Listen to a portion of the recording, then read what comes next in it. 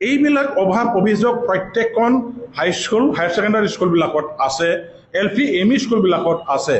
আৰু এইবিলাক আমাৰ মানে শিক্ষকৰ অভাৱ, ইয়াৰ ফলতে ছাত্ৰ ছাত্ৰীসকলে উচিত শিক্ষা লাভ কৰাৰ পৰা বঞ্চিত হৈছে। আমাৰ ৰিজাল্ট যিমানখিনি ভাল হ'ব লাগে সেইখিনি ভাল হোৱাৰ যিটো লাইন, যিমানখিনি ভাল হ'ব লাগে সেই লাইনটো আমি টাচ কৰিব নোৱাৰাৰ মূল কাৰণটো নাম্বাৰ 1 সেইটোৱে বুলি মই ক'ব খোজোঁ।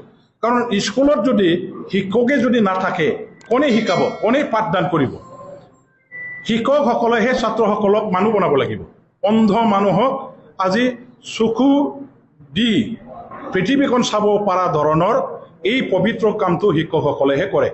আজি উইদাউট টিচাৰ এইবিলাক স্কুলটো কেতিয়াও স্কুল হ'বই নোৱাৰে। গতিকে এইবিলাক আমাৰ শ্বৰ্টেজটো, এইবিলাক আমাৰ শিক্ষকৰ অভাৱটো পূৰণ কৰিবৰ কাৰণে GT PGTৰ আমাৰ ইণ্টাৰভিউৰ প্ৰক্ৰিয়া ইতিমধ্যে আৰম্ভ হৈছে। আজি 1132 GT PGTৰ পোষ্ট খালী আছে। এই পোষ্ট খালীবিলাক পূৰণ কৰিবৰ কাৰণে এটা ফাইল মুভমেণ্ট কৰা হৈছিল আৰু এই ফাইলত ইতিমধ্যে মই এপ্ৰুভাল দি ডাইৰেক্টৰ অফিচলৈকে এডভাৰটাইজমেণ্ট দিবৰ কাৰণে পঠিয়াই দিয়া হ'ল। আৰু ইণ্টাৰভিউ পাতাৰ পাছত এটা চিলেকশ্যন প্ৰক্ৰিয়া আৰম্ভ হ'ব।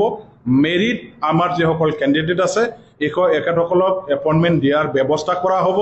এইখিনি এপইণ্টমেণ্ট দিয়াৰ পিছত মই ভাবোঁ PTC অঞ্চলৰ হাইস্কুল আৰু হায়াৰ ছেকেণ্ডাৰী স্কুলবিলাকত মানে দেখা দিয়া যিখিনি অভাৱ শিক্ষকসকলৰ এইটো নাইকিয়া হ'ব আৰু ছাত্ৰ ছাত্ৰীসকলে উচিত শিক্ষা গ্ৰহণ কৰিবৰ কাৰণে এইখিনি সুবিধাখিনি পাব। গতিকে এইখিনি কৰা হ'ল।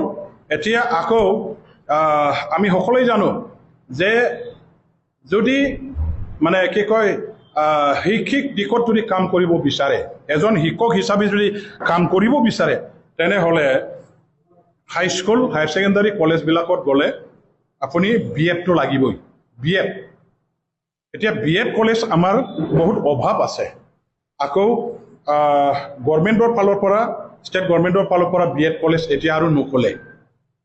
আমি ইয়াৰ কাৰণে BTC অঞ্চলত দেখা দিয়া যিটো BEd কলেজৰ অভাৱ, BEd পঢ়িব পৰা ছাত্ৰ ছাত্ৰীসকলৰ যিটো আকাংক্ষা, অনুষ্ঠান নথকাৰ কাৰণে আজি তাৰিখে যে পঢ়িব পৰা নাই, আৰু সেইটো পঢ়িব নোৱাৰিলে, সেইটো কোৱালিফিকেশ্যন নাথাকিলে আপুনি টিচাৰ হ'ব নোৱাৰে যিহেতু, আৰু টিচাৰটো হ'বই লাগিব।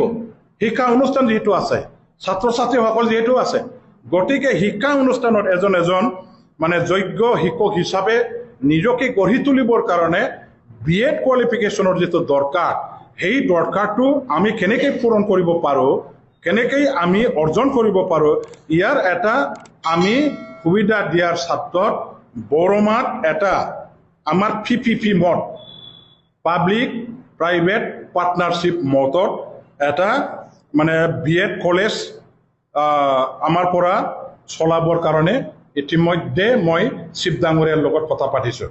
যোৱাকালি মাননীয় হাগ্ৰামা মহিলাৰী ডাঙৰীয়াৰ লগত মই কথা পাতিলোঁ আৰু তেখেতে সন্মতি প্ৰকাশ কৰিছে। যেহেতু ইনফ্ৰাষ্ট্ৰাকচাৰ বৰমাত BEd কলেজ চৰকাৰীভাৱে খুলিবৰ কাৰণে কেতিয়াবাই নিৰ্মাণ কৰা, আজি 10 বছৰ ধৰি পৰি আছে সেই আন্তঃগাঁথনিটো তাত, কিন্তু এতিয়া আৰু BEd কলেজ গভৰ্ণমেণ্টে নখোলে যিহেতু আশা কৰি একো লাভ নাই।